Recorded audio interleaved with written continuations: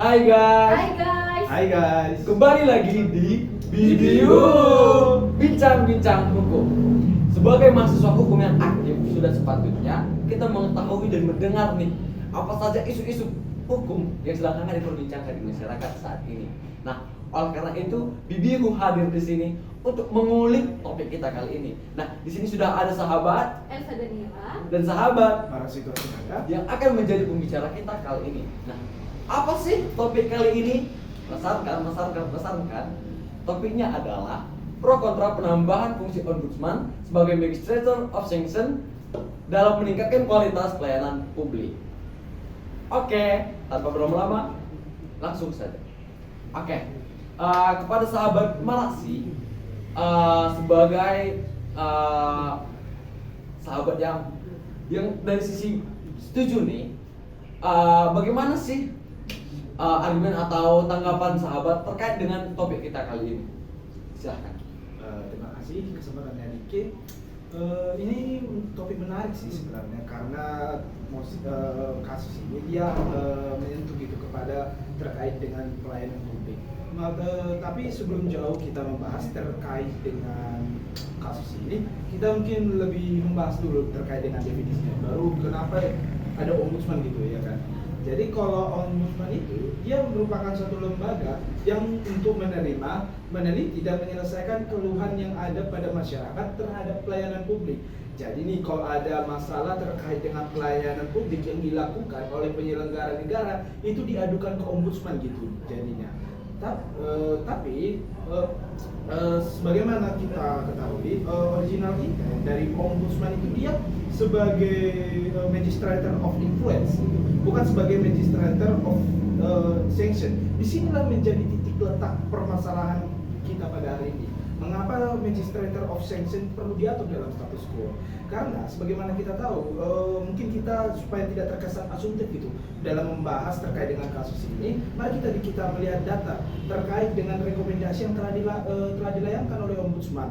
Sebagaimana terkait dengan data yang ada bahwa ombudsman telah mengeluarkan 16 rekomendasi kepada Kementerian Pendidikan dan Kebudayaan, yang dimana dari 16 rekomendasi tersebut hanya 6 yang ditindaklanjuti oleh Kementerian Pendidikan. Di sinilah yang menjadi titik letak permasalahan ketika ombudsman ini yang fungsinya itu hanya sebagai magistrate of influence, bukan magistrate of sanction. Ada kekosongan hukum di sini, yang dimana rekomendasi yang dilakukan kepada Kementerian Pendidikan oleh ombudsman itu dia sifatnya bukan legally binding, dia sifatnya morally binding. Makanya dari 16 rekomendasi hanya 6 yang dipenuhi oleh ombudsman itu sendiri.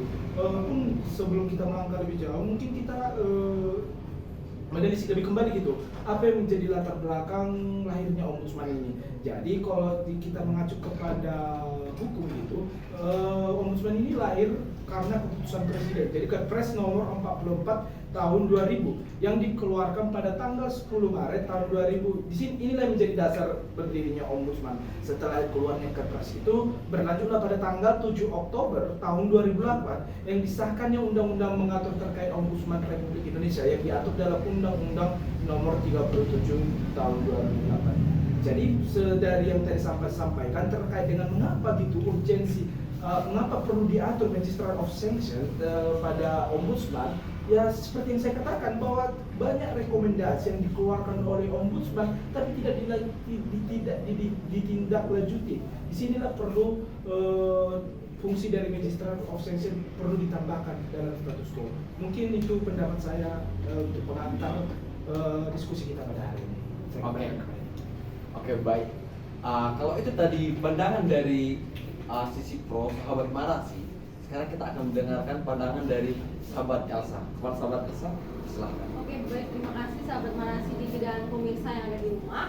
Saya di sini sebenarnya posisi saya tidak setuju ya terhadap penambahan fungsi ombudsman sebagai magistrator of sanction ya. Yang pertama yang harus kita telisik dulu, memang benar bahwa ombudsman sendiri itu tidak memiliki legally binding, tetapi dia memang adalah magistrator of influence. Kenapa? Alasan saya akan saya rangkum nanti di argumentasi saya. Kalau kita lihat di pasal 7 Undang-Undang nomor 37 tahun 2008 tentang Ombudsman Republik Indonesia, memang sudah ditegaskan di situ bahwa ombudsman ini digunakan untuk ataupun ditujukan atau maladministrasi sehingga bukan tindakan represif. Perlu kita ketahui, dalam memberikan sanksi itu adalah tindakan yang represif. Sementara dalam pasal 7 ini merupakan upaya yang preventif, yaitu mencegah atas maladministrasi. Sehingga sebenarnya ketika ditambahkan lagi kewenangan ombudsman ini sebagai magistrator of sanction, maka secara positivistik ataupun legalitas ini melanggar undang-undang pasal 7 tersebut. Nah, sudah dijelaskan bahwa Sahabat Marasi bahwa memang original intent dari pembentukan Ombudsman RI ini adalah untuk menjaga kualitas pelayanan publik, karena Ombudsman inilah lembaga yang paling dekat dengan masyarakat, dan original intentnya lagi adalah memang untuk melakukan pengawasan dan magistrator of influence, bukan lembaga yang memberikan sanksi. Ya, kenapa dia bukan lembaga yang memberikan sanksi? Karena setiap instansi pemerintahan sebagai penyelenggara pelayanan publik memiliki teknis pemberian sanksi yang berbeda-beda. Begitu ya. Makanya kalau dia di ombudsman nanti diberikan kewenangan dalam memberikan sanksi, otomatis akan ada satu sistem dalam memberikan sanksi yang justru ini tidaklah relate dengan kebutuhan-kebutuhan dari penyelenggara negara yang berbeda-beda wahananya. Baik, kemudian akan terjadi yang namanya kerancuan dalam pemberian sanksi itu sendiri. Nah, jadi masyarakat dan pemirsa di rumah bukan berarti ketika kita tidak menyetujui ombudsman ini sebagai lembaga pemberi sanksi, rekomendasi ombudsman itu tidak ada sanksinya, ada, tetapi yang memberikan sanksi itu berbeda-beda. Yang dalam hal ini adalah atasan dari penyelenggara negara pelayanan publik itulah yang memberikan sanksi. Yang dimana kalau kita lihat di Undang-Undang Pemda, pasal 351 ayat 4 dikatakan bahwa kepala daerah wajib melaksanakan rekomendasi ombudsman sebagai tindak lanjut pengaduan masyarakat, dan jika tidak mengakomodir rekomendasi ombudsman ini, diberikan sanksi berupa pembinaan khusus pendalaman bidang pemerintah yang dilaksanakan oleh kementerian. Jadi memang ada upaya-upaya dari atasan dari kepala daerah itulah yang memberikan sanksi secara spesifik kepada instansi dari itu. Kemudian kenapa saya bilang tadi kerancuan, saudara Diki? Perlu kita ketahui ya.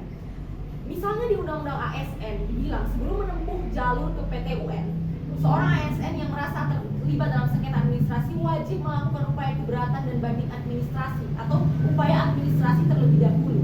Lantas, ketika nanti ombudsman ini diberikan sebagai lembaga pemberi sanksi dan memberikan sanksi kepada ASN, dan ASN ini tidak terima dengan sanksi ombudsman, apakah ASN ini memberikan keberatan kepada ombudsman? Yang dimana secara logika ombudsman itu bukan atasan dari ASN, dan konsep upaya administrasi itu adalah keberatan yang diajukan kepada atasan dari ASN tersebut, sehingga akan sangat rancu ketika memang ombudsman itu bukan atasan ASN, dia mengajukan upaya keberatan dari ASN.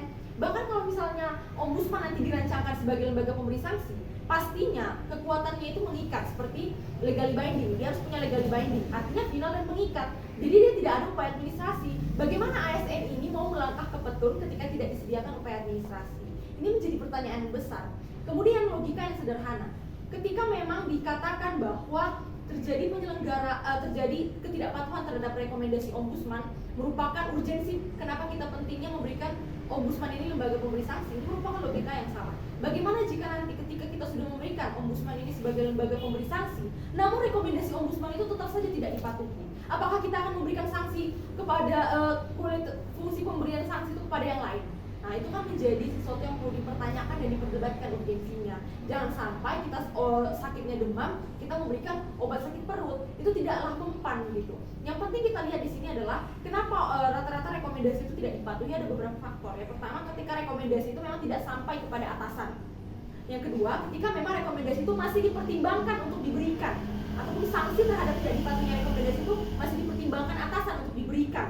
Begitu. Kemudian memang harus ada perbaikan internal dari penyelenggara negara pelayanan publik. Untuk itu bukan menambahkan sanksi kepada ombudsman itu sendiri yang memang original intentnya bukan untuk itu, begitu. Ketika memang terjadi yang namanya keseimbangan, ombudsman lurus untuk mengawasi dan atasan lurus untuk memberikan sanksi, akan terjadi yang namanya keselarasan hukum. Menurut saya sih itu. Oke, baik. Kita telah mendengarkan pandangan dari sahabat Elsa ya, begitu ya sahabat Elsa. Nah, tadi kita sudah mendengarkan pandangan dari sahabat Marasi. Nah, terkait pandangan dari sahabat Marasi sebagai dari sisi yang setuju ya akan seperti itu. Nah, saya ada pertanyaan nih sahabat. Pertanyaan saya adalah, kalau misalnya ombudsman ini dijadikan lembaga pemberi sanksi, memang dari saudara Marasi sampaikan memang ada keuntungan yang seperti misalnya rekomendasi ombudsman ini akan mengikat seperti itu. Namun di satu sisi, bagaimana jika penyelenggara pelayanan publik ketika diberikan rekomendasi oleh ombudsman itu sendiri, nah namun ingin mengajukan keberatan terhadap rekomendasi itu, nah apa yang dapat dilakukan oleh pelayan penyelenggara publik itu? Nah, karena kan ini kita dapat tangkap bahwa yang memberi rekomendasi itu adalah ombudsman, bukan atasan dari pelayan penyelenggara publik tersebut. Nah, bagaimana nih pandangan dari sahabat Marasi akan hal tersebut seperti itu? Terima kasih Saudara Diki. Pertanyaan menarik ya terkait dengan upaya keberatan. Sebenarnya kalau terkait dengan itu ada sebenarnya solusinya. Jadi kita bisa ngerevisi nih Undang-Undang Nomor 37 Tahun 2008. Jadi nanti dalam Undang-Undang Nomor 37 Tahun 2008 itu kita tambahkan nih huruf kita dilakukan penambahan huruf pada pasal 8 yakni huruf A. Jadi nanti diisinya itu sebagai penggugat kewenangan sanksi administratif oleh ombudsman. Jadi kalau terkait dengan gugatan nanti misalnya kalau ada keputusan ataupun rekomendasi yang diberikan oleh si ombudsman kepada si terlapor, tapi terlapor tidak terima nih terkait dengan rekomendasi yang diberikan, sebenarnya bisa diajukan nanti ke Petun.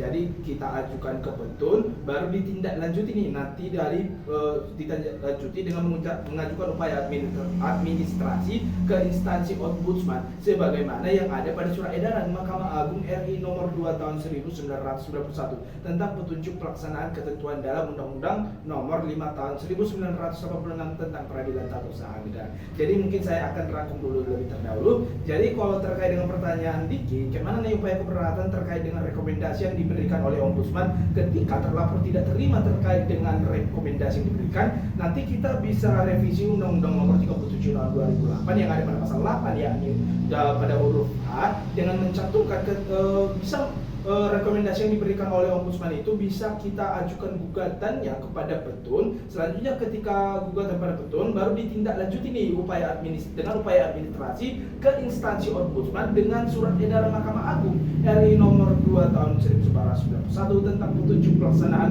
ketentuan dalam Undang-Undang nomor 5 tahun 1986 tentang peradilan Petun. Mungkin itu saja sih kalau pendapat dari saya Diki. Saya kembalikan kepada saudara Diki. Oke, baik. Terima kasih ya sahabat Marasi atas jawabannya.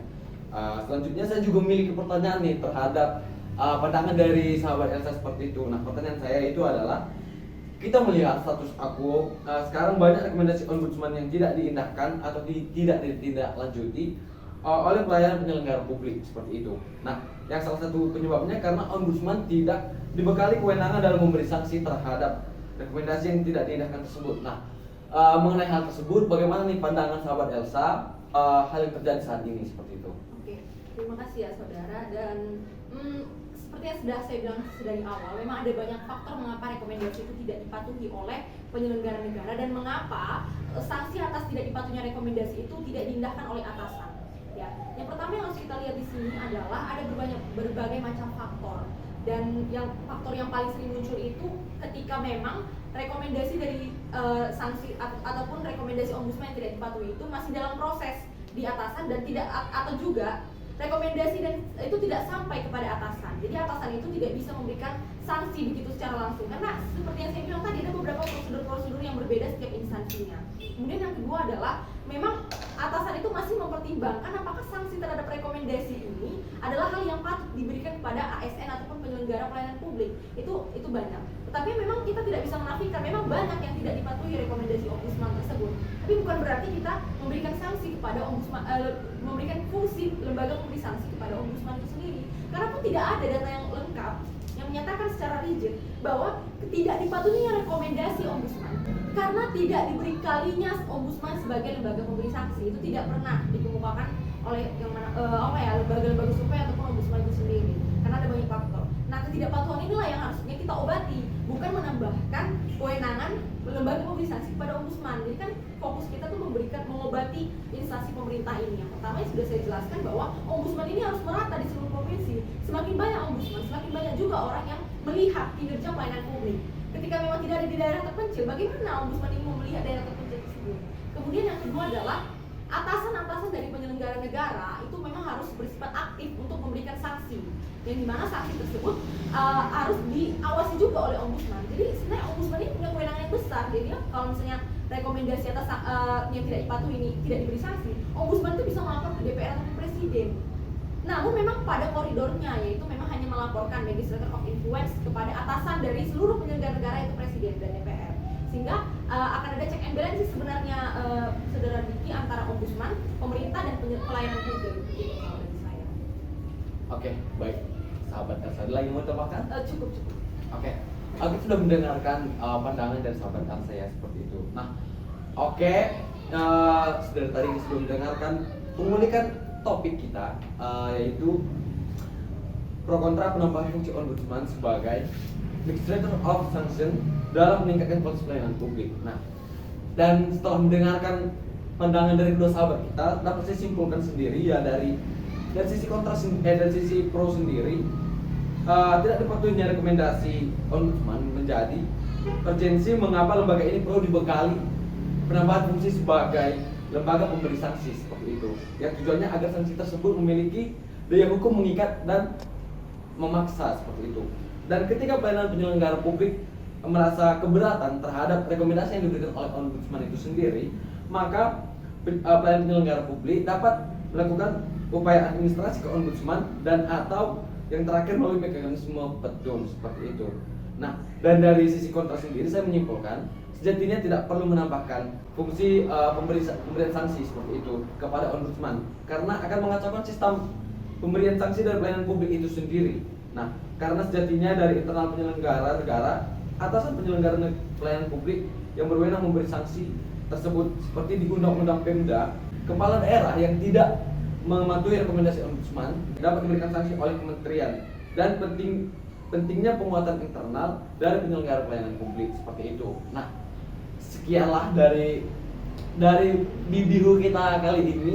Saya moderator Diki Widi Ginting dan sahabat Elsa Daniela Simbolon dan sahabat Marasito Sinaga. kami pamit undur diri. Salam persahabatan. Salam persahabatan. Dadah guys.